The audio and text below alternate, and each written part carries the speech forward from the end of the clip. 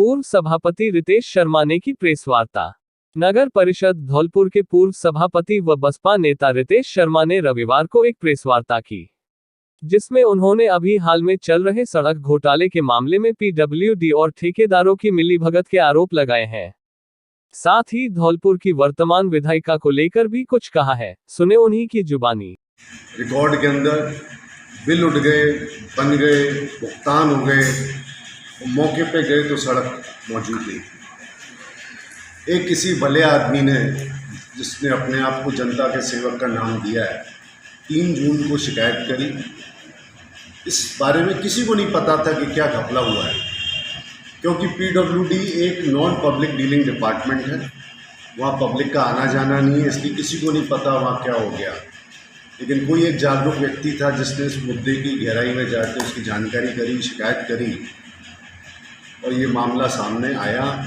मैंने भी इसकी जानकारी करी, मैंने भी कलेक्टर साहब से इस बारे में शिकायत करी है। लेकिन दुर्भाग्य ये है कि इस निरंकुश तरीके से धौलपुर की व्यवस्थाएं चल रही हैं।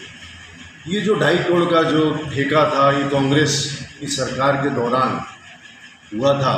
तो मुझे ताज्जुब होता है मौजूदा सरकार पे कि उनके कार्यकाल के अंदर इस प्रकार का घपला हो गया और कोई कार्रवाई नहीं हुई। सुनने में इसमें कुछ इंटरेस्ट है, क्या है? लोग कहते हैं कि साहब उनकी पार्टनरशिप है। अगर है तो स्वाभाविक है वो जांच में सामने आ जाएगा, और नहीं है तो एक जिम्मेदार विधायक होने के नाते विधायक को अपना पक्ष रखना चाहिए। इन्होंने क्यों नहीं इस मुद्दे के खिलाफ अपनी आवाज़ उठाई?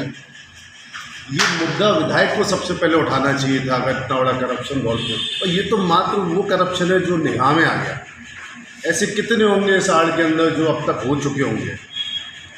ये उन गांव वालों के संग जिन्होंने, और ये जो मैं गांव की लिस्ट है जहाँ ये ऐसे करीब 8 गांव हैं जहाँ ये सड़कें मंजूर हुई, ये वो गांव हैं जहाँ से मौजूदा विधायक जीत के आई हैं, और उन गांव के संग इस प्रकार का धोखा हुआ।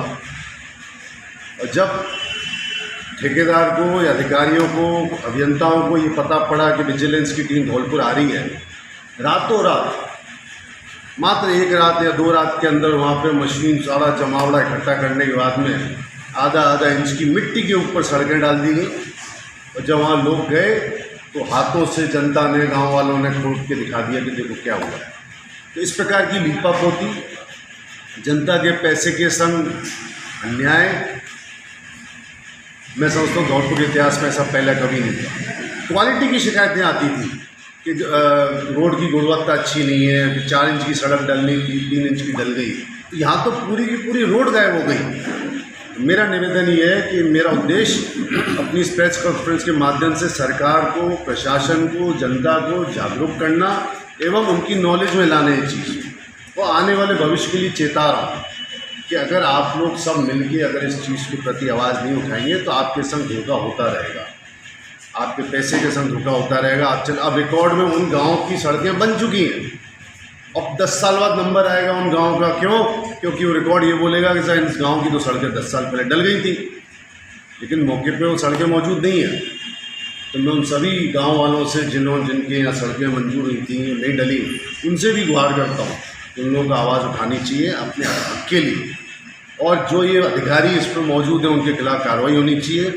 अभी तो आपके माध्यम से बात उठा रहा हूँ, इस पर कोशिश करूँगा सरकार तक, अधिकारियों तक जो कार्रवाई होनी चाहिए करप्ट लोगों के खिलाफ, चाहे वो ठेकेदार हो, चाहे वो अधिकारी हो, जिससे इस पर अंकुश लग सके, भविष्य में ऐसी गलती कोई ज़रूरत ना करें। अरे आटे में नमक तो हम भी सुनते थे, लेकिन इस प्रकार से आप पूरा निल्ले पर ही आप पूरा घोपला कर रहे हो, खा रहे हो, ये धौलपुर के हित में अच्छा नहीं होगा। कोर्स उनके जब पिछली बार विधायक थी तब ये टेंडर हुए थे कांग्रेस के टाइम, तो आज वही विधायक है, वही रिपीट किया उन्होंने, उनकी विधायिका रिपीट हुई है, लेकिन उनको आवाज़ उठानी चाहिए थी। वो अब तक 10 दिन हो गए, वो क्यों चुप है इस विषय में? उन्होंने क्यों नहीं इस विषय पर प्रेस कॉन्फ्रेंस उनको बुलानी चाहिए थी, ना कि मेरे को।